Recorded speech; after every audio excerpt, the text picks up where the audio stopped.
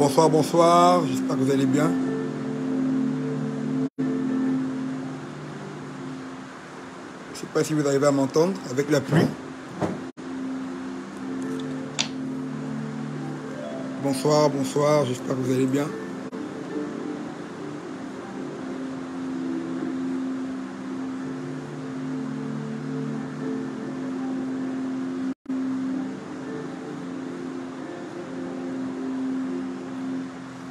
Bonsoir. Bonsoir la sœur Marlène depuis Pointe-Noire, que Dieu vous bénisse, je suis content de vous voir. Partageons le live, partageons le live.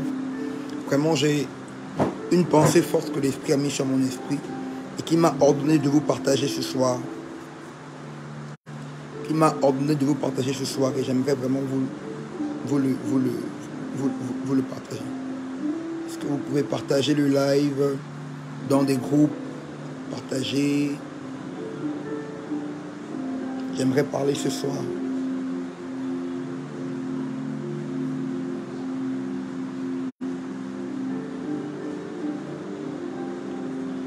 Nous attendons, nous avons dit à 30, nous commençons. Partagez dans les groupes, partagez, partagez, partagez. Bonsoir, Excellence divine. J'espère que tu vas bien là où tu es.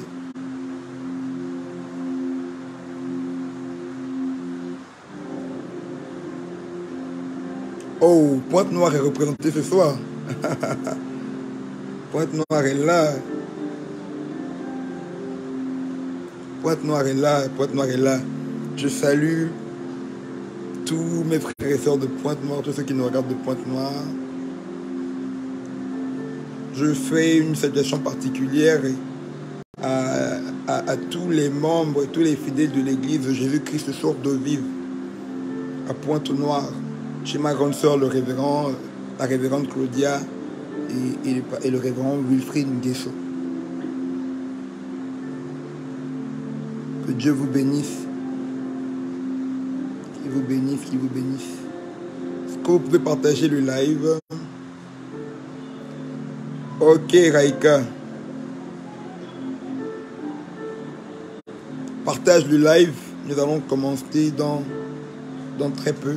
Il nous reste 6 minutes avant de commencer. Il nous reste quelques minutes avant de commencer.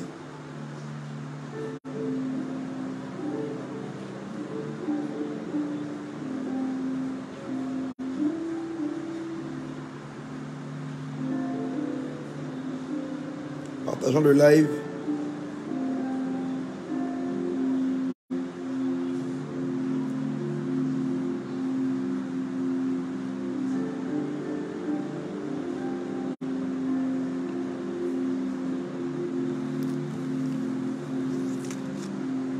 Bonsoir Israël, bonsoir.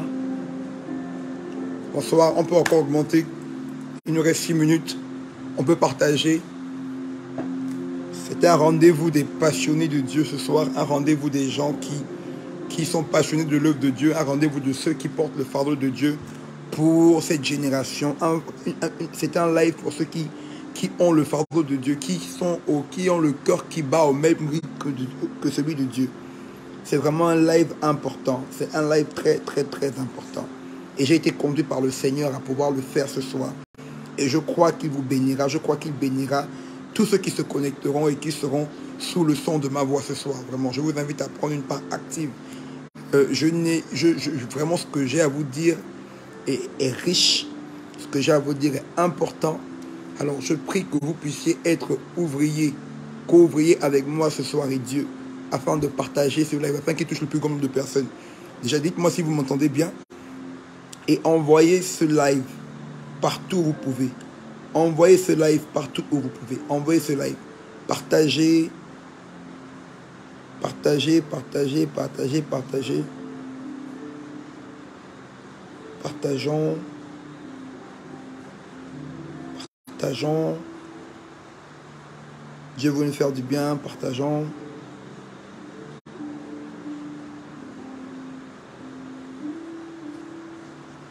Partageons.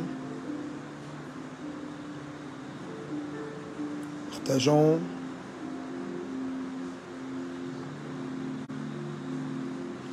Partageons ce live. Le Saint-Esprit veut nous faire du bien ce soir. Partageons ce live. Partageons. Nous allons être bénis ce soir. Il nous reste 4 minutes avant de commencer. 21h30, nous allons commencer. Vraiment, je pense que Dieu fera du bien à quelqu'un. Et la Bible déclare que la révélation de sa parole est claire. Et elle donne de l'intelligence aux saints.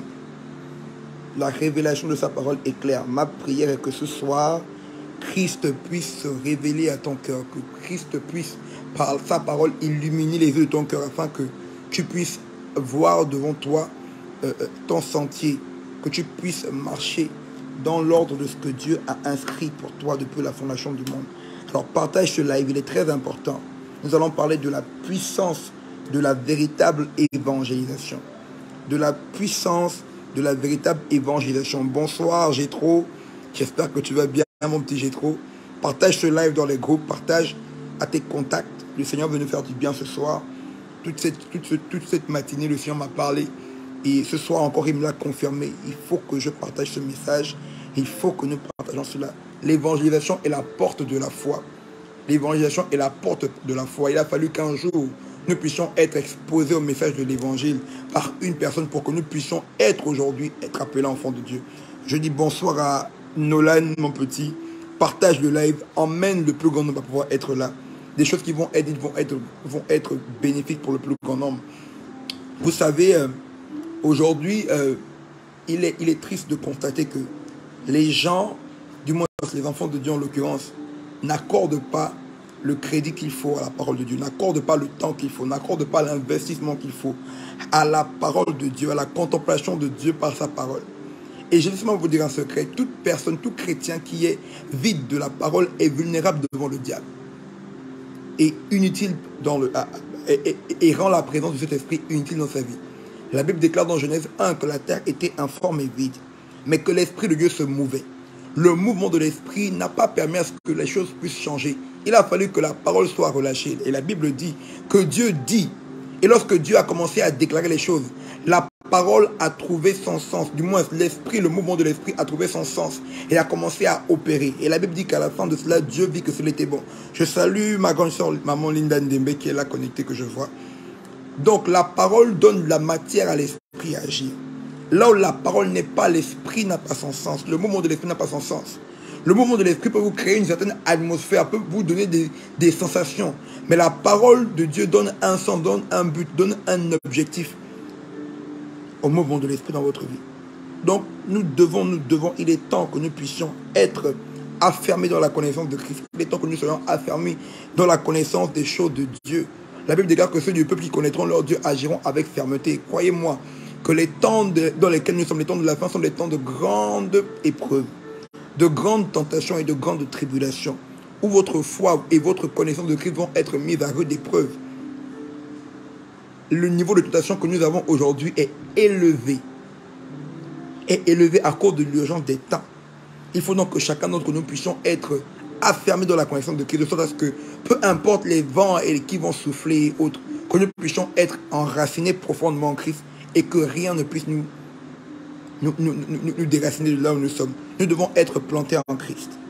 Ce soir, je veux parler du mystère, plutôt de la puissance de la véritable évangélisation. Je prie dans le nom de Jésus-Christ. Ce soir, Père, je nous recommande à ta grâce. Je recommande chacune des personnes qui va être connectée ce soir à ta grâce. Et par ta grâce, éternel Père, ouvre l'intelligence, fais tomber les écailles des yeux, éternel Père. Donne l'intelligence qui éclaire le sentier, éternel Père. Donne-nous de pouvoir comprendre ces choses et de les appliquer et de pouvoir en bénéficier des fruits. Que la gloire et l'honneur te reviennent, toi qui vis et règnes à jamais. Toi qui es l'ordinateur de ces temps. Toi qui es l'initiateur de ce moment, éternel Père. Je prie que ta parole atteigne sa cible et que chacun d'entre nous puisse ressortir avec la portion qui lui était prévue par toi. Dans le nom de Jésus-Christ de Nazareth, j'ai prié. Je dis Amen. Je dis Amen. Je dis Amen. Surtout, n'hésite pas de continuer de partager le live, même si nous avons commencé. Alors, ce soir, je dis que je parle de la puissance de la véritable évangélisation. La puissance de la véritable évangélisation. Pourquoi je parle ainsi? Parce que La méditation de l'écriture m'a fait comprendre en fait que toute évangélisation n'est pas évangélisation. Il y a ce que nous appelons l'évangélisation. Et il y a ce que la Bible, il y a ce que le Seigneur définit comme l'évangélisation. Il est important pour nous, si nous voulons avoir les résultats attendus, de pouvoir d'abord bien définir les choses. Quand quelque chose est mal défini, les résultats ne pourront pas être satisfaisants. Il est important que nous revenions à la définition des choses pour pouvoir comprendre et pouvoir mieux nous appliquer à ce que nous devons faire. Et ce soir, je parle de la puissance de la véritable évangélisation. Il y a une puissance cachée dans l'évangélisation véritable. Et ce soir, c'est ce que j'aimerais partager avec toi. Là, l'évangélisation, comme je disais, est la porte de tout chrétien. Et il a fallu qu'un jour, nous puissions être exposés à l'évangile, pour que nous puissions être aujourd'hui appelés enfants de Dieu, pour que nous puissions naître par la foi, que nous puissions être aujourd'hui des serviteurs et des servantes de Dieu, que nous puissions être des témoins de Christ. Parce que quelqu'un, un jour, nous a présenté l'évangile et nous avons donné nos cœurs à Jésus-Christ. C'est pourquoi nous avons, nous aussi, le devoir et la responsabilité de pouvoir transmettre ce message. C'est le battement de cœur de Dieu dans cette génération. C'est le battement de cœur de Dieu dans cette dispensation. Dieu n'a rien d'autre à faire avec nous que de gagner des âmes. Dieu n'a rien d'autre à faire avec nous que de répandre le témoignage de Christ. Voici le rôle, voici la mission pour laquelle le Saint-Esprit a été envoyé, afin de témoigner de Christ dans le monde. La Bible déclare qu'il est venu convaincre le monde de péché, de justice et de jugement. Donc Dieu n'a rien d'autre à faire de plus important dans cette saison. Dieu n'a rien de plus important à faire dans ces temps que de gagner des âmes par le biais et le moyen de l'évangélisation. Et croyez-moi, Dieu, parce que Dieu accorde de l'intérêt à l'évangélisation, le diable aussi, nécessairement, accordera de l'importance à l'évangélisation. Parce que Dieu accorde un prix, une valeur, une grande valeur à l'évangélisation, le diable aussi accordera aussi un prix à l'évangélisation. Tout ce que Dieu élève, le diable attaque. Tout ce que Dieu élève, le diable attaque. Le diable ne t'attaque pas dans les domaines de ta vie où il discerne rien d'important. Le diable t'attaquera toujours dans les domaines de ta vie où il discernera quelque chose d'important pour toi. Il attaquera toujours tout ce qui est essentiel, tout ce qui est utile pour toi afin de bâtir, afin d'arriver là où Dieu veut que tu arrives, afin de remplir le programme de Dieu dans ta vie. Il attaquera toujours ça. Et comme l'évangélisation est le cheval de bataille de Dieu, est la mission principale et la grande commission à laquelle nous tous, une fois que nous entrons dans le royaume, nous sommes assignés. Alors le diable aussi se battra à pouvoir tordre, à pouvoir verrouiller, à pouvoir falsifier l'évangélisation, afin que le fruit de notre évangélisation puisse être celui que Dieu attend. Et mon sous-thème, c'est le secret de la véritable conversion en Jésus-Christ. Le secret de la véritable conversion en Jésus-Christ par le moyen de l'évangélisation. Et je m'en vais commencer en disant ici que il n'existe pas d'évangélisation en dehors de Jésus-Christ et de l'œuvre qu'il a accomplie à la croix. Il n'existe pas d'évangélisation en dehors de Christ, en dehors de la personne de Christ et en dehors de l'œuvre qu'il a accomplie à la croix. Il n'existe pas d'évangélisation. On ne peut pas parler de Christ lorsque ces deux éléments sont absents. La personne de Christ et l'œuvre de la croix. Quand bien même les sujets que vous aborderez seraient des sujets bibliques, mais tant qu'il n'y a pas Jésus-Christ, tant qu'il n'y a pas l'œuvre de la croix, il n'y a pas évangélisation. Il n'a pas évangélisation. Ces deux éléments sont les éléments essentiels qui constituent le socle, la pensée même de l'évangélisation. Jésus-Christ, sa personne, et l'œuvre qu'il a accomplie à la croix. Voici les deux choses qui font le fondement d'une évangélisation efficace. Beaucoup de personnes aujourd'hui se perdent en arborant des thèmes qui sont certes bibliques, mais qui ne sont pas l'œuvre de la croix, qui ne sont pas centrés sur la personne de Jésus-Christ. Et fort de cela, ils passent par ces moyens-là pour attirer les gens à Christ. Mais ces personnes ne sont pas attirées par Christ, ils sont attirées par la thématique que vous avez abordée. Et par l'opportunité que vous leur offrez en Jésus-Christ de pouvoir atteindre ce qu'ils veulent. Je dis bien, ils ne sont pas attirés par Christ, mais ils sont attirés par la thématique que vous avez développée et par l'opportunité que vous leur présentez de pouvoir atteindre ce qu'ils veulent par Jésus-Christ. Ils ne voient pas en Christ l'occasion maintenant d'être sauvés, mais ils voient maintenant la foi chrétienne comme étant le moyen de pouvoir atteindre eux ce qu'ils poursuivent dans leur vie. Et ce n'est pas ça l'évangélisation.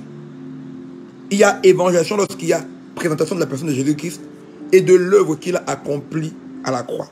Et c'est ce que je m'en vais lire ici dans le texte de base, dans 1 Corinthiens 2, au verset 1 à 5. Permettez-moi, soyons patients dans la lecture. Si vous êtes là, écrivez Amen. Si vous êtes là, écrivez. Si vous suivez, écrivez Amen. Je vais développer. Et continuez de partager dans les groupes. La Bible dit, pour moi, frère, lorsque je suis allé chez vous, ce n'est pas avec une supériorité de langage ou de sagesse que je suis allé vous annoncer le témoignage de Dieu. Car je n'ai eu la pensée de savoir parmi vous autre chose que j'ai vu Christ. Et j'ai vu Christ crucifié. Moi-même, j'étais auprès de vous dans un état de faiblesse, de crainte et de grand tremblement. Et ma parole et ma prédication ne reposaient pas sur les discours persuasifs de la sagesse, mais une démonstration d'esprit et de puissance, afin que votre foi fût fondée non sur la sagesse des hommes, mais sur la puissance de Dieu. Voilà pour confirmer ce que je vous disais, qu'il n'y a pas d'évangélisation tant qu'il n'y a pas la présence de ces deux éléments fondamentaux. La personne de Jésus-Christ et l'œuvre qu'il a accomplie à la croix. Et c'est ce qui se confirme ici dans le verset 2 du chapitre 2 de 1 Corinthiens. Il dit, car je n'ai eu la pensée de savoir parmi vous autre chose que Jésus-Christ et Jésus-Christ crucifié. Bien aimé, le message de Jésus-Christ, la personne de Jésus-Christ et le message de l'œuvre qu'il a accomplie à la croix font la fondation, font le moyen par lequel Dieu a prévu de sauver le monde. On ne sauve pas une âme en lui présentant la prospérité. On ne sauve pas une âme en lui présentant la guérison. Bien que ces choses soient des bénéfices soient mentionnés de la Bible. Mais c'est l'œuvre de la croix. C'est par le moyen de l'œuvre de la croix et de la présentation de la personne de Jésus-Christ que l'on peut commencer à parler, que l'on fixe le cadre, le contexte même de l'évangélisation. Et si on est d'accord à la lecture de la Bible, par le verset de 2 Corinthiens 1, l'apôtre Paul qui peut dire que je n'ai voulu savoir parmi vous rien d'autre que Jésus-Christ et Jésus-Christ crucifié. Si on va sur cette base, si on va sur cette fondation, que l'évangélisation repose sur deux piliers fondamentaux, qui sont la personne de Jésus-Christ et l'œuvre qu'il a accomplie à la croix. Évangéliser revient donc à quoi? Évangéliser revient donc à annoncer l'œuvre et la personne du Seigneur Jésus-Christ. Tout simplement. Il ne s'agit donc pas d'abord d'ajouter des membres à une assemblée ou bien d'amener les gens vers des pasteurs. Il ne s'agit pas de faire la promotion de son ministère. Il ne s'agit pas de faire la promotion de ce que son pasteur est capable de faire par l'onction et la grâce de Dieu. Non, il s'agit d'emmener les gens, de présenter les gens, d'exposer les gens à la personne et à l'œuvre de Christ à la croix. C'est très important. C'est très important. Cela requiert quoi? Cela requiert que vous ayez une bonne connaissance de la personne de Christ et de l'œuvre qu'il a accomplie. Si vous n'avez pas cette fondation, si vous n'avez pas ces deux piliers, si vous n'avez pas la révélation de Christ et la révélation de l'œuvre qu'il a accomplie à la croix, vous ne pouvez pas parler d'évangélisation. Je vais vous expliquer et vous allez voir que cela n'est pas sans conséquence. Vous ne pouvez pas parler d'évangélisation s'il n'y a pas Jésus-Christ et l'œuvre de la croix. L'évangélisation consiste à présenter l'œuvre de la personne de Christ. Ce n'est pas de venir dire, viens à l'église. Ce n'est pas de donner une invitation à quelqu'un par un flyer. Ce n'est pas inviter une personne à un séminaire. C'est vrai que le faire, c'est donner à la personne l'opportunité d'être exposée à la parole. Mais vous-même, déjà, comment pouvoir évangéliser de manière efficace sans qu'il y ait de programme à l'église? Parce que vous n'êtes pas évangéliste que pendant que vous êtes dans l'église. Vous êtes évangéliste partout où vous êtes. Vous avez la responsabilité, le devoir d'évangéliser. Donc cela requiert que vous ayez vous-même déjà une connaissance de la personne de Christ et de l'œuvre qu'il a accomplie. Et le constat triste est qu'aujourd'hui, beaucoup de personnes, beaucoup de chrétiens n'ont aucune connaissance, ils n'ont aucune révélation véritable de la personne de Christ et de l'œuvre qu'il a accomplie à la croix. Pourquoi? Parce qu'eux-mêmes ont été, ils ont été attirés à l'église par l'autre moyen que celui de la croix. Ils ne sont pas passés par la croix et par la personne de Jésus-Christ. On ne leur a pas présenté la croix. On ne leur a pas présenté le Seigneur Jésus-Christ. On leur a présenté des opportunités. Venez, vous serez guéris. Venez, vous aurez le mariage. Venez, on leur a proposé des choses. Et c'est ce que j'appelle l'évangile des marchands. La Bible nous parle de cette scène-là où Jésus-Christ venait au temple et qu'il a trouvé devant le temple, à l'entrée du temple, des marchands, des commerçants. C'est quoi le marché? C'est le lieu de l'offre et de la demande. Ils proposaient des services adaptés aux besoins des gens. Un évangile sur mesure. Un évangile qui attire les gens par la convoitise qu'ils ont discernée. On discerne ce que le peuple veut entendre et on le leur dit. Et cela attire les gens. Cela crée de l'affluence. Mais ces personnes, quand elles viennent, elles ne sont pas gagnées à Christ. Elles ne viennent que pour avoir satisfaction de leurs intérêts. Parce que vous leur avez proposé une opportunité de pouvoir se sortir. Ça, ce n'est pas l'évangélisation, mais c'est plutôt de la séduction. Vous allez comprendre ici. Il ne s'agit pas donc évangéliser, c'est pas emmener les gens à l'église, c'est pas emmener les gens à l'assemblée, c'est pas présenter son pasteur, c'est pas faire on appelle ça comment? La promotion de son ministère. Ce n'est pas fait évangéliser. Évangéliser, c'est emmener les gens à la connaissance de Christ et de l'œuvre qu'il a accomplie à la croix. Sinon, autre chose, c'est la séduction. Il s'agit de présenter les gens, de les exposer à la lumière qu'est la personne de Christ et dans laquelle se trouve la vie. La Bible déclare dans Jean 1. Je crois dans le livre de Jean 1. Dans le livre de Jean 1, je pense à partir du verset 2, 3, 4. Au commencement était la parole et la parole était avec Dieu. Je vais le lire, vous allez comprendre. Au commencement était la parole, je suis dans Jean 1. Et la parole était avec Dieu et la parole était Dieu. Elle était au commencement avec Dieu. Toutes choses ont été faites par elle. Et rien de ce qui a été fait n'était fait sans elle. En elle était la vie et la vie était la lumière des hommes. Dans la parole était la vie. Cette vie est la lumière qui éclaire l'homme. Donc notre responsabilité dans l'évangélisation, c'est de pouvoir emmener les gens à la lumière de la parole de Dieu. Et cette lumière contient la vie. Elle contient la vie qui produit le salut et l'espérance dans le croyant. Il est temps que le chrétien moyen s'asseye et poursuive, s'engage dans la recherche et l'investigation des choses qui concernent le royaume de Dieu. La Bible déclare: cherchez premièrement le royaume et la justice de Dieu, et toutes choses vous seront données par-dessus tout. Cherchez le royaume et la justice. Intéressez-vous aux choses d'en haut, dit la Bible, dit le Seigneur Jésus-Christ. Intéressez-vous. Toutes les choses que vous voyez aujourd'hui, les chrétiens accorder l'intérêt de l'Église, ce sont des choses qui sont certes de Dieu, mais qui ont un grand rapport avec la terre, avec tout ce qui est l'acquisition matérielle. Mais ce qui concerne exclusivement le ciel, ils sont désintéressés. Il faut que ces choses aient un rapport avec l'influence que le ciel peut exercer sur la terre en leur faveur. Je dis, les choses qui intéressent les chrétiens aujourd'hui, ce ne sont pas les choses qui concernent l'avantage et le bénéfice du ciel, mais ce sont des choses qui concernent le ciel, ou bien l'influence que le ciel peut exercer sur la terre en leur faveur. Et c'est ce qu'on leur présente pour les appâter, pour accroître le nombre de ceux que nous sommes à l'église. Si tu l'as écrit, amen. Je vois des gens connectés, réagissez. C'est tout ce qu'ils suivent. Et c'est là la limite de leur foi. Et c'est là la limite de leur engagement. Sans qu'il n'y a pas Jésus-Christ et qu'il n'y a pas l'œuvre de la croix, le cadre même de l'évangélisation n'existe pas. Et donc vous devez comprendre que le fondement, je le répète, de l'évangélisation, d'une vraie évangélisation, d'une véritable évangélisation, c'est l'annonce, la présentation de Jésus-Christ et l'œuvre qu'il accomplit à la croix. Et c'est ce que l'apôtre Paul dit ici, comme je le dis, dans 1 Corinthiens 2. Il dit: je n'ai voulu savoir rien d'autre que Jésus-Christ et Jésus-Christ crucifié. J'étais parmi vous, et voici ce qui remplissait mon cœur et ma pensée: Jésus-Christ et Jésus-Christ crucifié. Jésus-Christ et Jésus-Christ crucifié.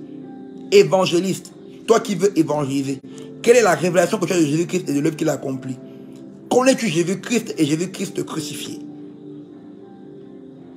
Voici le problème aujourd'hui qui m'emmène à pouvoir parler de ça aujourd'hui.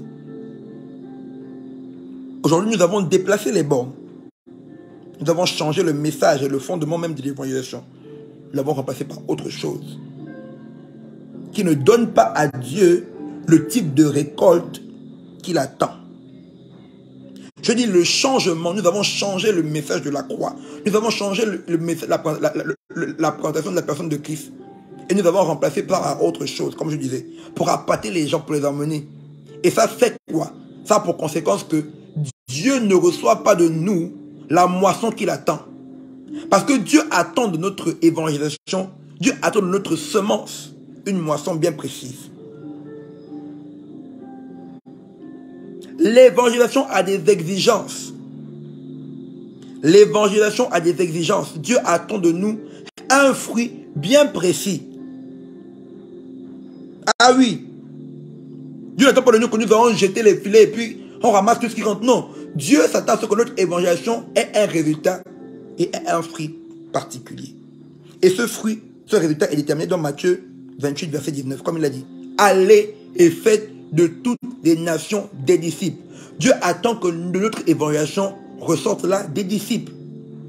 Pas des membres d'assemblée, pas des sympathisants, pas des personnes actives, mais d'abord des disciples. Et qui est un disciple? Un disciple, c'est d'abord une personne qui a l'esprit du maître en lui.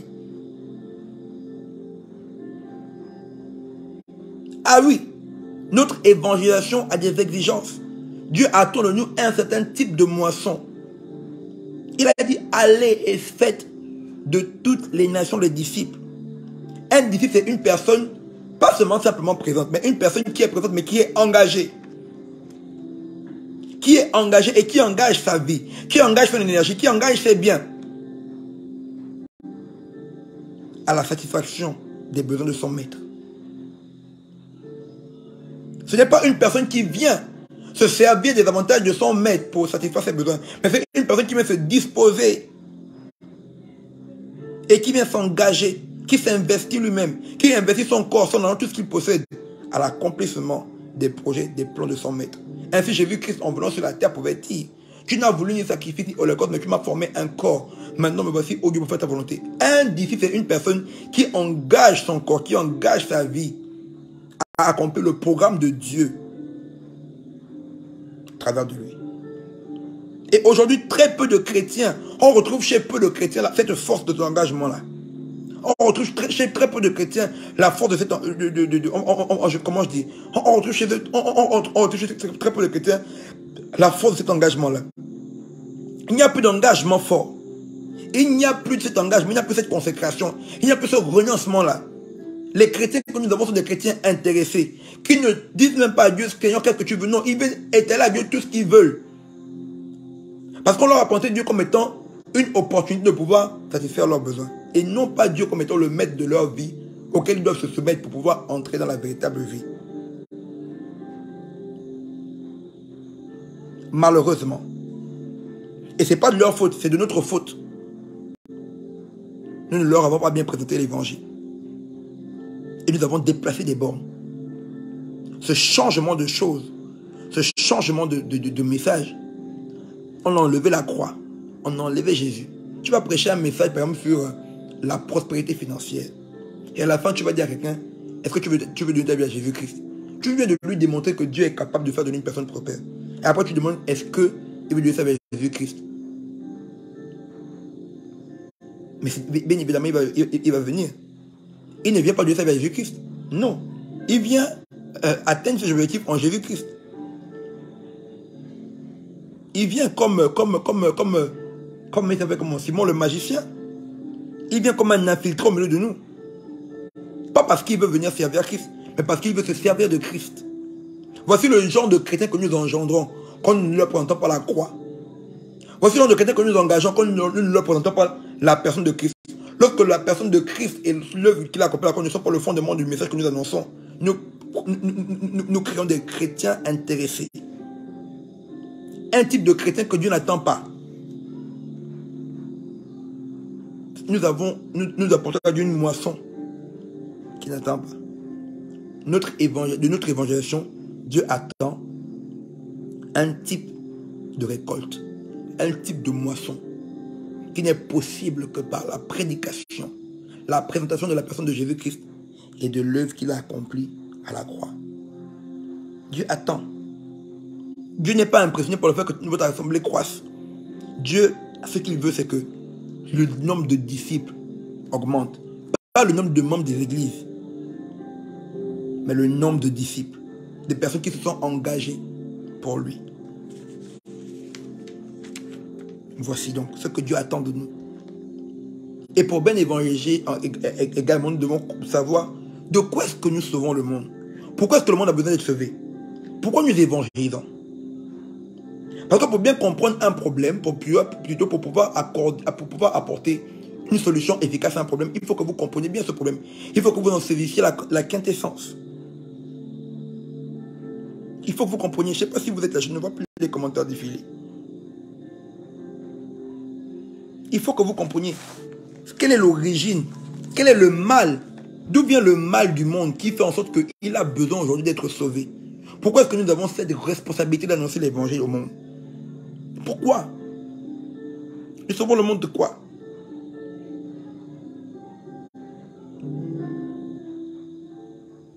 Nous sauvons le monde de quoi? Quelle est la nature du problème qui fait que le monde ait besoin d'être sauvé, d'entendre l'évangile? Je ne vais pas lire dans la Bible, je paraphrase parce que vous êtes des lecteurs de la Bible. Ce que j'ai noté, c'est que nous avons besoin. Le monde a besoin d'être sauvé des conséquences du péché originel, imprimé dans l'ADN d'Adam et marqué dans l'humanité entière par la voie de la naissance charnelle. Nous avons besoin d'être délivrés, d'être sauvés des conséquences de la désobéissance d'Adam, qui a imprimé dans son ADN le péché. Et nous maintenant, par la voie charnelle, comme nous défendons tout d'Adam, cette marque-là est en nous. Nous avons la marque du péché dans notre ADN. Pourquoi? Parce que le père de tous les hommes, le premier des hommes, Adam, a péché. Et cette désobéissance a induit des conséquences. A soumis l'homme à la vanité, a soumis l'humanité au péché. Et le péché donne avantage au diable sur nous. Alors qu'en temps normal, le diable ne peut pas avoir avantage. Nous sommes des enfants de Dieu, nous avons été créés. Lui nous a donné une position au-dessus de la sienne. Mais la seule manière pour le diable de pouvoir avoir l'ascendance sur nous, c'est de pouvoir nous tenter. Et quand il nous tente et que nous succombons au péché, il a une position ascendante parce que le péché nous rend vulnérables. Et c'est une des conséquences de la désobéissance d'Adam. La désobéissance d'Adam a fait en sorte que l'homme sorte de la juridiction de Dieu pour être sous celle du diable. Parce que la Bible déclare que nous sommes soumis à celui à qui nous obéissons. La première fois que Dieu a créé l'homme, il lui a donné des paroles qui ont été les paroles qui devaient être le fondement de sa vie. Ce sont des paroles qui animaient sa vie. Ce sont des paroles qui étaient la lecture de ce qu'il devait être. La domination, il devait dominer, remplir, assujettir. C'est cette parole-là qui a été inscrite dans l'ADN de l'homme et qui faisait sa gloire dans le jardin. Mais l'homme, dès lors où l'homme va se détourner de ce que Dieu a dit, il va enlever des paroles de Dieu en lui pour pouvoir accepter les paroles de notre homme, plutôt d'une autre personne, d'une créature, le diable. Il tombe sous la domination de celui-ci. Parce que la Bible dit qu'on est soumis à celui à qui on obéit. Donc ce n'est pas une question simplement de paroles, de discours. Mais il s'agit là d'une déformation profonde et intrinsèque qui nécessite une action radicale de Dieu. Le péché n'est pas venu... les conséquences du péché ne se limitent pas simplement au fait qu'il ait désobéi, que Dieu les a chassés du jardin. Non. Ça a eu des conséquences bien plus profondes. Le péché qui domine le monde, c'est pas simplement une affaire de venir convaincre les gens. J'arrive là-bas. C'est pas juste un discours. C'est pas simplement d'écouter. Ce n'était pas une désobéissance simple. C'est une rébellion profonde contre Dieu. Et cela a altéré, cela a déformé la nature de Dieu en l'homme. C'est une action grave. C'est une déformation profonde et intrinsèque de son être qui nécessitait de Dieu une action radicale. Parce que le mal était si grave, si radical, qu'il a fallu que Dieu fasse intervenir la mort.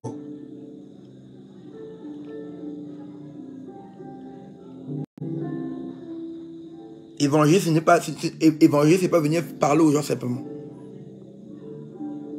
Mais c'est venir transférer, transporter l'homme d'une sphère spirituelle à une autre.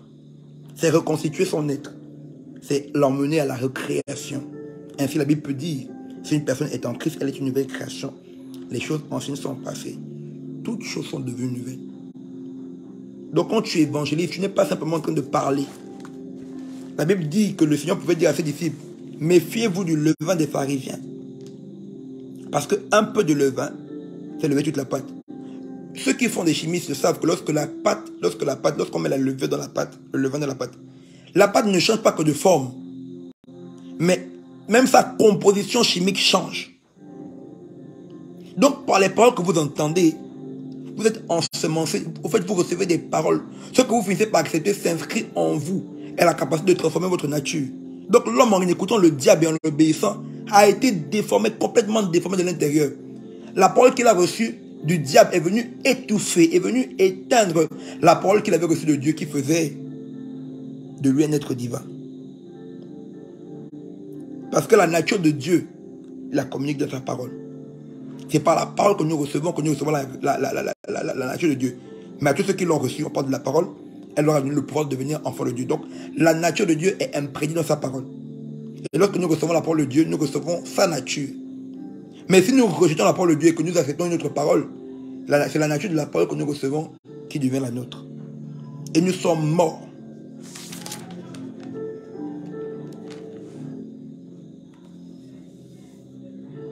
Donc ce n'était pas simplement une simple punition. Mais la nature de l'homme qui avait été changée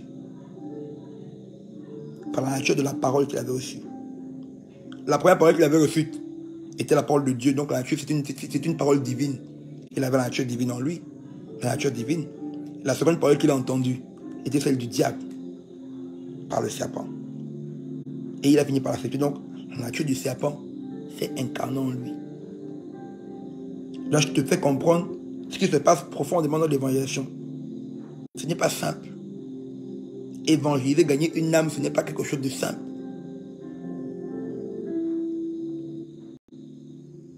Oui, c'est ce que je disais. En obéissant au diable, il a logé en lui la parole, une parole qui a délogé une autre.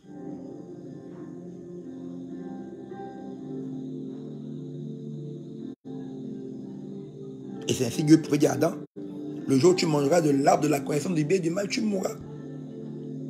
C'était l'arbre de la connaissance, c'était un autre type de parole. Tu mourras, ça veut dire quoi? Ça veut dire que la vie, la parole de vie qui était insufflée en toi, va être étouffée. C'est la parole qu'il avait reçue en lui qui devait s'éteindre. C'est ce que Jésus appelle la mort. Et la Bible dit que dans la parole était la vie, et cette vie était la lumière. Dans Jean 1. Je ne sais pas la phrase. Ce que je dis est très technique, mais c'est profond.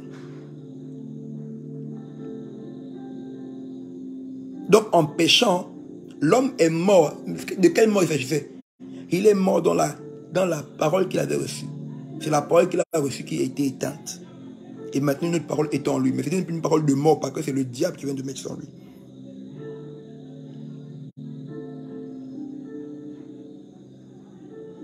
Et la parole qui était à l'origine de sa création était étouffée. Maintenant, c'est une autre parole qu'il a déformée, qui agissait en lui. Une parole de condamnation. Une parole d'assujettissement.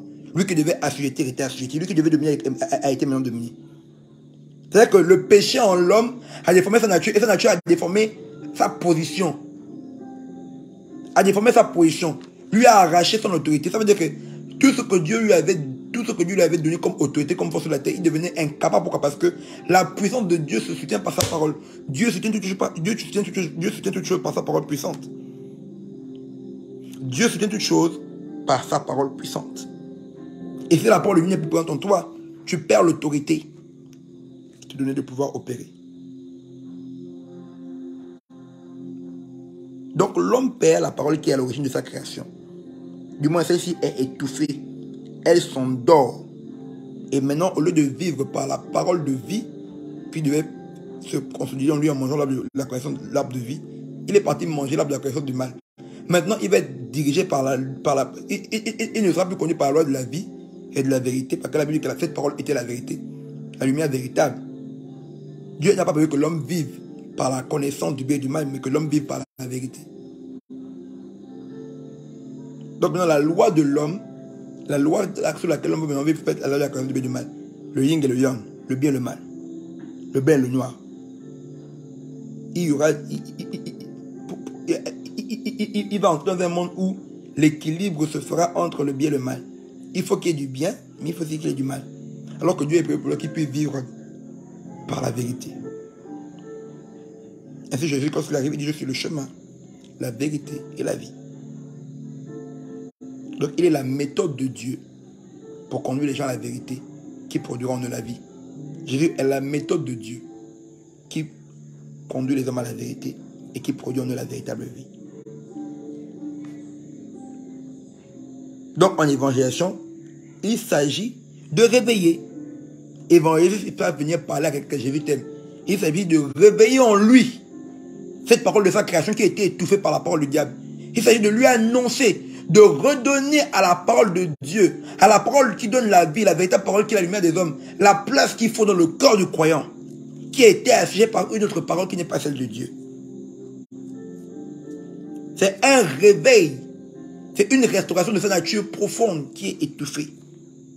Parce qu'il a décidé d'obéir au diable. Ce que Dieu veut insuffler en l'homme par l'évangélisation, par l'évangile, c'est le souffle de la création. Quand Dieu a façonné l'homme et qu'il a soufflé en lui, c'était des paroles qui soufflaient en lui. C'était les paroles de sa création. C'était les paroles qui devaient faire de lui ce que Dieu avait dit qu'il soit. C'était les paroles de sa domination, de son assujettissement. C'était la parole qui devait faire de lui quelqu'un qui remplit la terre. C'était la parole qui faisait de lui le maître de la terre.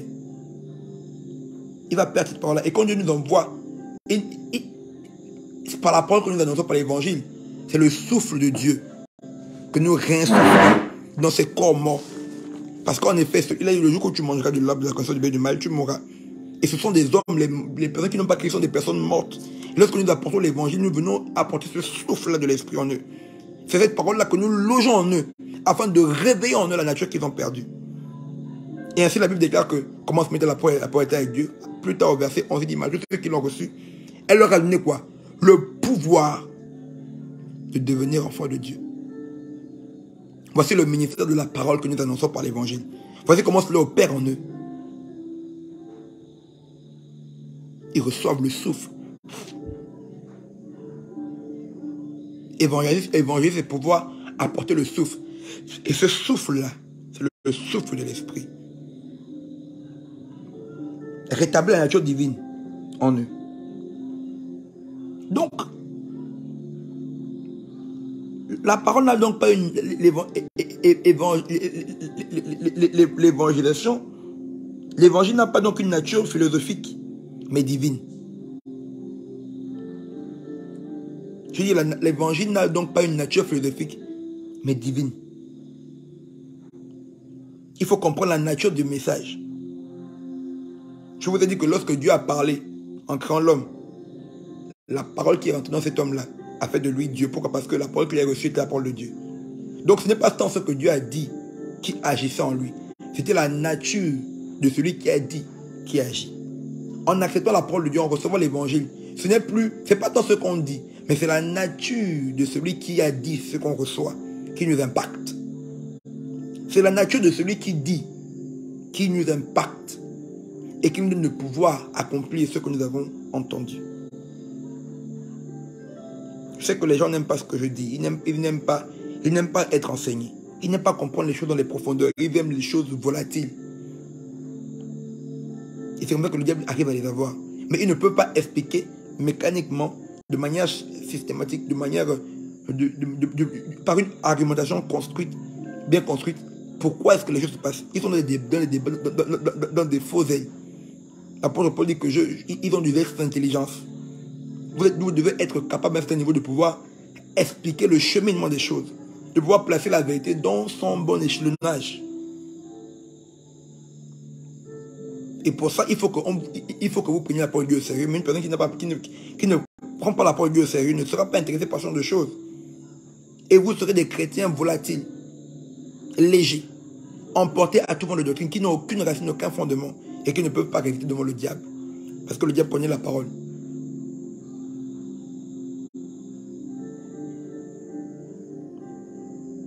Donc, ce n'est pas ce qui est dit qui est important, mais c'est la nature de celui qui dit qui nous impacte. Dans l'évangile que nous écoutons là, ce n'est même pas tant ce qu'on dit, mais c'est la nature de celui qui a dit ça, qui détermine les faits, qui détermine l'impact que nous recevons. Donc, pour bien utiliser l'évangile, pour être un bon évangéliste, il faut comprendre la nature du message que nous apportons. Parce qu'en vérité, c'est la nature qui impacte, ce n'est pas ce qu'on dit. Et j'ai écrit, si nous ne comprenons pas la nature du message nous ne pouvons pas avoir la direction. Donc, la direction, c'est quoi? C'est la parole appropriée, bien aimé. Tout le monde, on ne dit pas tout le monde, Jésus t'aime. L'évangile, c'est une parole, c'est pouvoir trouver dans la croix et dans la personne de Jésus la parole appropriée à la personne qui est devant nous. Jésus ne parlait pas à tout le monde de la même manière. Vous pouvez pas. Il y a dans la croix différentes réalités. Parce que Jésus-Christ est mort à la croix, il est mort pour tout type d'homme. Mais dans l'évangélisation, c'est le Saint-Esprit qui connaît l'homme qui est devant toi. Qui connaît la parole appropriée. Donc la direction qu'il faut donner à ce que tu dis. C'est la nature du message. C'est la connaissance de la nature du message qui nous donne la direction. Et qui nous donne l'efficacité à ton vie. On va lire dans Romains 1,16 nous révèle que l'apôtre Paul dit, car je n'ai point honte de l'évangile, car elle est le salut. Car elle est plutôt la puissance de Dieu pour le salut de quiconque croit. L'évangile n'est pas un discours. C'est ce que nous révèle Romains 1,16. L'apôtre Paul dit, car je n'ai point honte de l'évangile, c'est une puissance de Dieu pour le salut de quiconque croit. Donc, qu'est-ce que l'évangile? Ce n'est pas ce que tu viens de dire à la personne. C'est la puissance de Dieu. L'évangile n'est pas une affaire d'éloquence. Ce n'est pas une affaire de savoir bien parler, bien d'avoir été à faire de grandes études. Non. L'évangile est une affaire de puissance. L'évangile est la puissance de Dieu pour le salut. L'évangile n'est pas... Donc, c'est celui qui veut être efficace dans l'évangélisation. Ce n'est pas celui qui a la connaissance de l'art oratoire. Ce n'est pas celui qui sait parler, mais celui qui sait monter une stratégie. C'est celui qui est revêtu de la puissance de Dieu. Parce que l'évangile est la puissance de Dieu. Et c'est la puissance que vous recevez qui active 1 Corinthiens 2. L'apôtre Paul le dit si bien. Il dit, je n'ai pas eu la pensée de savoir, je dis dans 1 Corinthiens 2, verset 2. Car je n'ai point eu la pensée de savoir parmi vous autre chose que Jésus-Christ est Jésus crucifié. Verset 3. Moi-même, j'étais auprès de vous dans un état de faiblesse, de crainte et de grand tremblement. Ça veut dire que l'apôtre Paul, la puissance qui s'est dégagée du ministère de l'apôtre Paul, de son message, ça n'avait rien à voir avec ce qu'il était. Ça n'avait rien à voir avec comment il s'est présenté. Ça n'avait rien à voir avec les stratégies. Aujourd'hui, nous montrons des stratégies, des choses que nous suggère la sagesse humaine pour pouvoir être efficace dans l'évangélisation. Mais c'est faux. L'apôtre Paul dit que je me suis pointé devant vous comme une personne faible. J'étais dans un état de faiblesse et de tremblement. Ça veut dire que le résultat de ce que vous avez vu se passer au milieu de vous n'avait rien à voir avec ce que je suis, mais de ce que je possède. Mais ma parole et ma prédication ne reposaient pas sur les discours persuasifs de la sagesse humaine, mais sur une démonstration d'esprit et de puissance. Donc c'est la puissance de Dieu pour le salut de quiconque croit, manifestée par le Saint-Esprit. C'est ça l'évangélisation. C'est une affaire de puissance. L'évangile que nous annonçons est une puissance pour le salut. C'est une puissance pour le salut.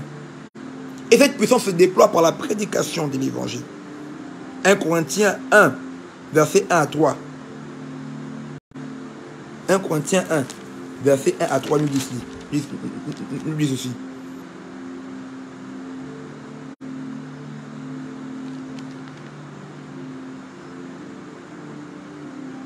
Que c'est 1 Corinthiens. 1 Corinthiens 1, 18, voilà.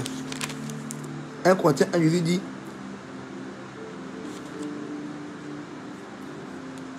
car la prédication de la croix est une folie pour ceux qui périssent, mais que nous qui sommes sauvés, elle est une puissance. Je ne sais pas ce que je cherche, je vais trouver la bonne référence. L'évangile est une puissance, mais une puissance qui se déploie par la prédication. La puissance du salut se déploie par la prédication. La puissance du salut se déploie par la prédication. C'est pourquoi il faut que les gens prêchent, afin que la puissance qui est cachée dans l'évangile puisse être manifestée. Parce que c'est ça. L'évangile est une puissance, ce n'est pas un discours. L'évangile n'est pas le discours de Dieu pour le salut de quiconque croit, non. C'est la puissance de Dieu. Donc ça ne dépend pas de combien tu es éloquent, de combien de combien tu maîtrises là ou à toi. Ça ne dépend pas de combien tu es convaincant. Non. L'évangile n'a rien à voir avec la foi de l'évangile n'a rien à voir avec plutôt n'a rien à voir avec ton apparence extérieure. Ça n'a rien à voir avec combien est-ce que tu es charismatique. 1 Corinthiens 1, 21. La Bible dit quoi? Car plus que le monde avec sa sagesse n'a point connu Dieu, de la sagesse de Dieu, il a plu à Dieu de sauver le croyant par la foi de la prédication. C'est par la foi de la prédication que la puissance de l'évangile pour le salut est manifestée. Par la puissance. Donc c'est par la prédication, par la folie de la prédication, je dis mais la folie de la prédication, que la puissance de l'évangile est déployée. Mais le problème vient où? Voici là où je vais atterrir. Le problème vient d'où? J'ai dit au départ que le fondement, le pilier d'une bonne évangélisation, c'est quoi? La prédication de la personne de Christ et de l'œuvre qu'il a accomplie à la croix. On me basant sur quoi? Sur 1 Corinthiens 2, verset 2. L'apôtre Paul dit, car je n'ai voulu savoir au milieu de vous rien d'autre que Jésus-Christ et Jésus-Christ crucifié. Donc la présentation de Jésus-Christ et de l'œuvre qu'il a accomplie sont le fondement d'une bonne évangélisation. Celui qui évangélise en passant par d'autres canaux, quoi même que ce soit biblique, mais qui ne prend pas la croix et la personne de Jésus-Christ, n'est pas dans le cadre d'évangélisation. En toi, quand tu fais ça, Dieu ne veut pas que tu sois évangélisé. Tu les emmènes à autre chose. Ce n'est pas l'évangélisation, c'est de la séduction. Et il n'a pas pu à Dieu de sauver le monde par la séduction de la prédication. Plutôt par la séduction du machin. Mais par la folie de la prédication. Donc je dis que si tu ne prends pas Christ et l'œuvre qu'il a accompli, tu n'es pas en train de fixer le cadre même qui te permet de pouvoir entrer dans ce que la Bible définit comme étant l'évangélisation. L'évangélisation met en face deux choses, deux réalités. La personne de Christ et l'œuvre qu'il a accomplie à la croix. Je fais un résumé pour ceux qui viennent d'arriver. Et le fait qu'aujourd'hui nous ayons déplacé Christ, que nous ayons déplacé l'œuvre qu'il a accomplie, fait en sorte que nous n'apportons pas à Dieu la moisson qu'il attend. Parce que de notre évangélisation, Dieu attend une moisson bien précise qui est définie dans Matthieu 28, verset 19. Allez et faites de toutes les nations des disciples. Quand vous présentez aux gens autre chose que Christ et son œuvre, ce ne sont pas les disciples que vous avez. Vous aurez des membres de vos églises, vous aurez des personnes qui se sont ajoutées à vos églises, qui seront actives, mais qui ne seront pas des personnes, qui ne sont pas des disciples. Et j'ai dit qu'un disciple, c'est quoi? C'est une personne engagée. Une personne qui s'engage pour Dieu, qui s'engage pour son œuvre, qui met sa vie, qui s'investit, qui investit son temps, tout ce qu'il est, tout ce qu'il possède pour l'avancement de l'œuvre de Dieu, qui n'est pas une personne égoïste, qui ne poursuit pas ses intérêts personnels, qui ne veut pas se servir de Dieu, mais qui veut servir Dieu. Bonsoir Resné. C'est ça un disciple. Donc si vous déplacez le fondement de la personne de Christ et de l'œuvre qu'il a accompli à la croix, vous ne produirez pas des disciples, vous ne produirez pas à Dieu la moisson qu'il attend. Vous aurez dans l'église des personnes nombreuses, des personnes fanatiques, des personnes machin. Pourquoi? Parce que vous ne leur présentez pas Dieu.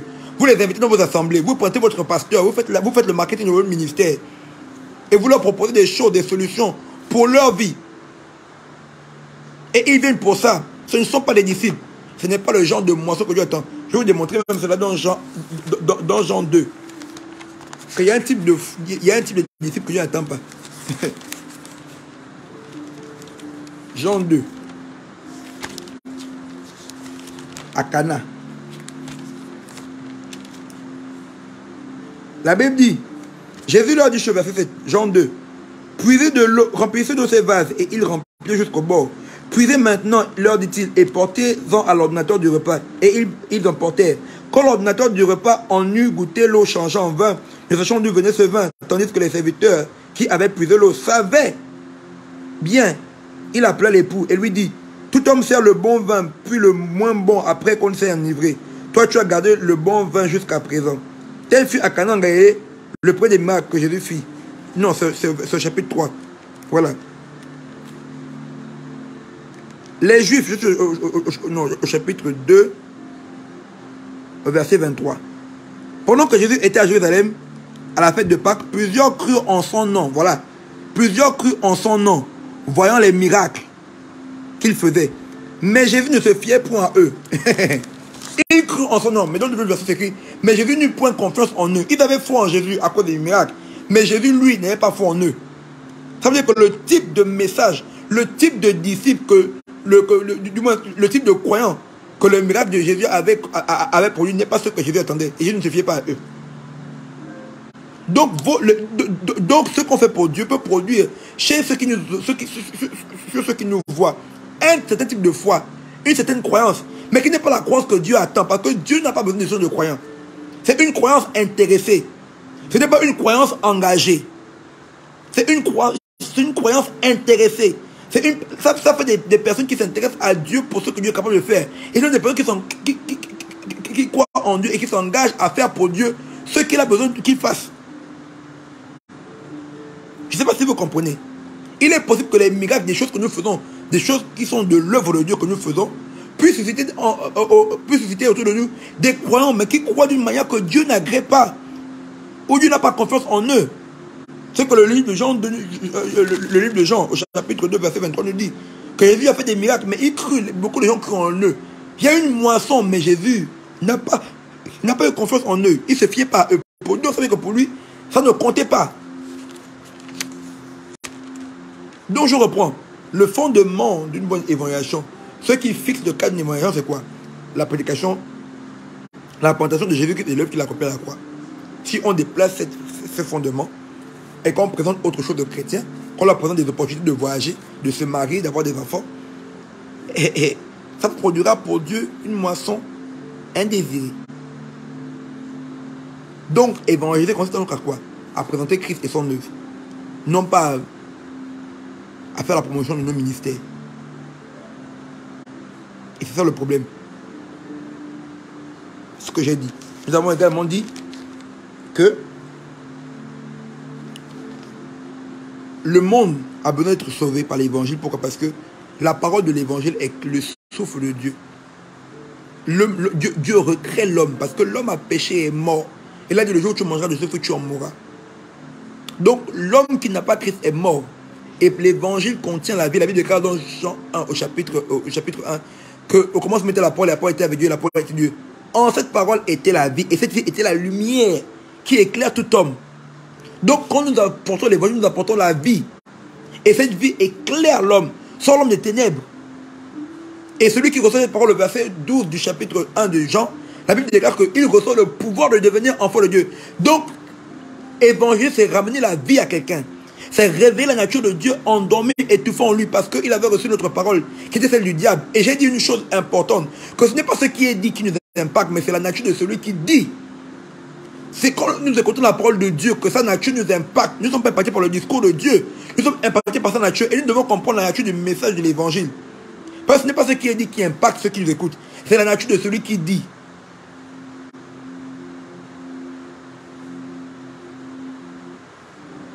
La foi ne vient pas de ce qu'on écoute, mais de ce qu'on entend.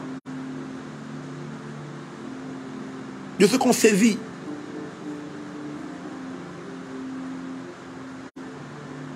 Donc, évangéliser, ce n'est pas venir dire à Jean, Jésus t'aime. L'évangélisation n'est pas de nature philosophique. Ce n'est pas une philosophie. C'est pourquoi l'apôtre peut dire dans 1 Corinthiens 2 que mon évangile et ma prédication ne s'appuyaient pas sur des discours persuasifs qu'enseigne la sagesse humaine. Vous allez le comprendre. L'évangile est la puissance de Dieu. N'est pas le discours de Dieu, mais la puissance de Dieu pour le salut de quiconque croit. Et cette puissance est déployée par la prédication. Comme nous le confirme le livre de 1 Corinthiens 1, verset 18. Qu'il a plu à lui de sauver le monde par la prédication. La prédication de quoi? De l'évangile qui est quoi? La puissance de Dieu pour le salut. Donc je dis que la puissance de Dieu se déploie dans l'évangile par la prédication. Il faut que nous prêchions pour que cette puissance puisse être déployée. Mais le problème est que la Bible dit dans justement 1 Corinthiens 1, je vais revenir à 1 Corinthiens 1, vous allez comprendre, je vais vous donner à comprendre quelque chose. 1 Corinthiens 1.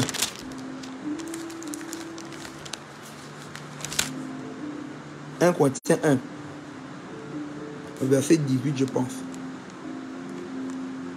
Non, c'est dans Romains 1, 16. Excusez-moi. Dans Romains 1, 16. Quelque chose de très important.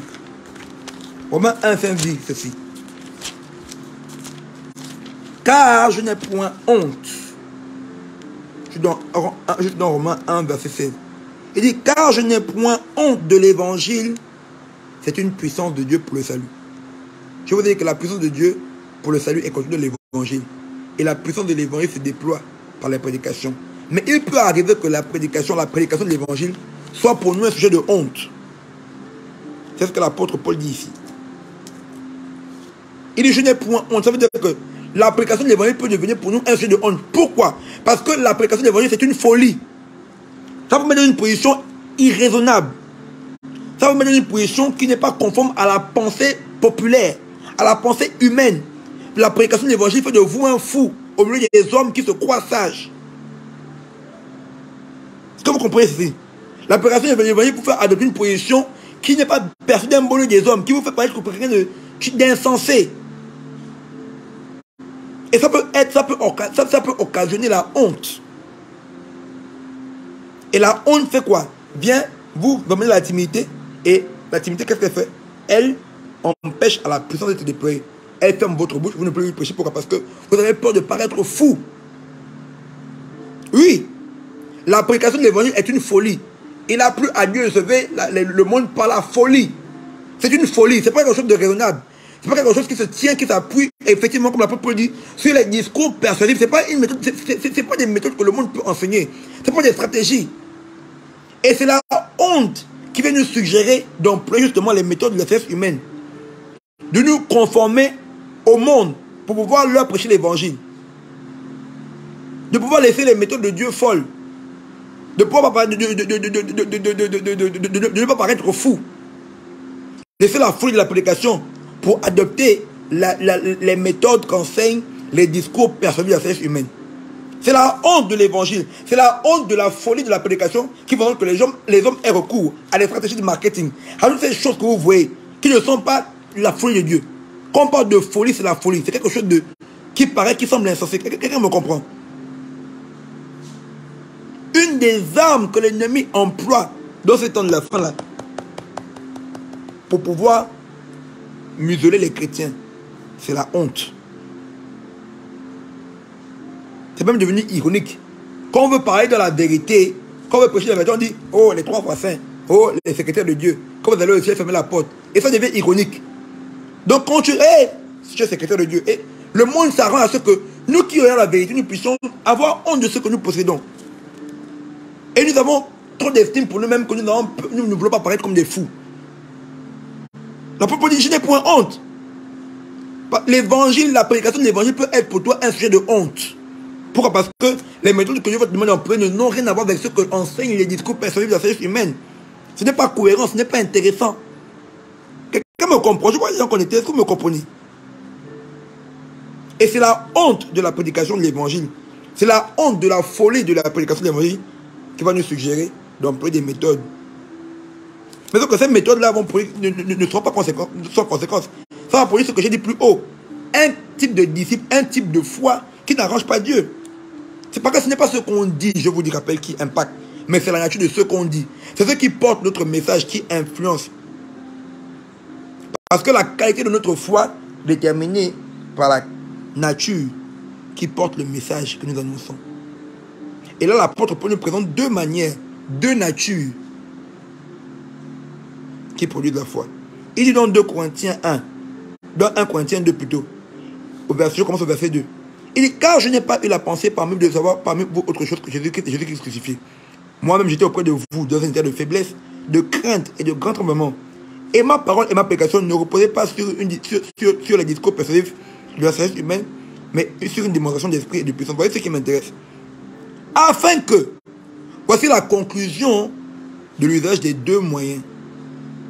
Afin que votre foi fût fondée, non sur la sagesse des hommes, mais sur la puissance de Dieu. Ça veut dire que la nature, les moyens, les méthodes qu'on emploie pour présenter l'évangile définissent la qualité de notre foi. Vous pouvez avoir une foi qui est fondée sur la sagesse humaine. Les gens peuvent vous écouter prêcher l'évangile, mais comme vous avez mis vous avez appuyé votre évaluation sur les stratégies des hommes, ils auront foi pas en ce que vous dites, ils auront foi en vous, en votre charisme, en votre éloquence. Ils auront foi en vous. Ils vont vous élever. C'est ça. Ils ne lèveront pas Christ. C'est vous. Vous allez être une idole pour eux. Ils seront obnubilés par vous. Par votre style. On peut être en Jésus et être cool. On peut être... Le Saint-Esprit n'est pas venu démontrer au monde que la vie chrétienne est meilleure. Le Saint-Esprit est venu convaincre le monde de péché, de justice et de jugement. Ce n'est pas une conviction rationnelle qui s'appuie sur des raisons humaines, sur un argumentaire solide, bien ficelé. Ce n'est pas une conviction sensationnelle qui s'appuie sur les émotions. C'est une conviction spirituelle qui se repose sur la puissance de l'évangile déployé par la prédication. Ce n'est pas une conviction naturelle. Ce n'est pas une conviction rationnelle. C'est une conviction spirituelle. Et si vous ne vous appuyez pas sur la puissance de l'esprit et que vous employez les méthodes de sagesse humaine, vous ne produirez pas des croyants qui plaisent à Dieu.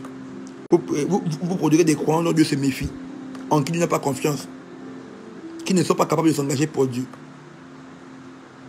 Des croyants hybrides qui sont à l'église mais ils vivent comme des mondains.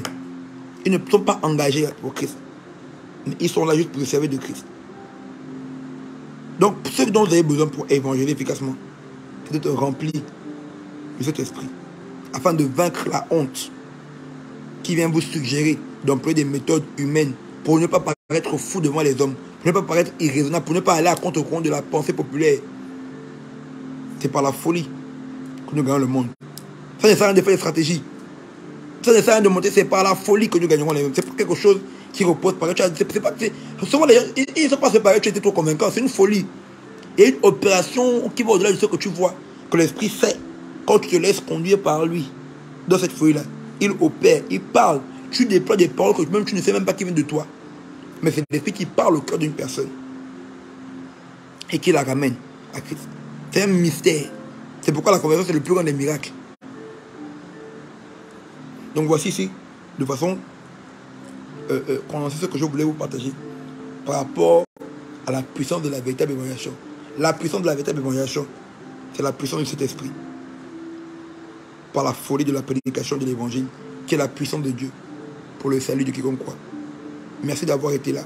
Merci d'avoir participé. Merci de nous avoir prêté votre temps. Que Dieu vous bénisse et qu'il vous accorde de pouvoir expérimenter ce que vous avez entendu. Dans le nom de Jésus-Christ. Amen.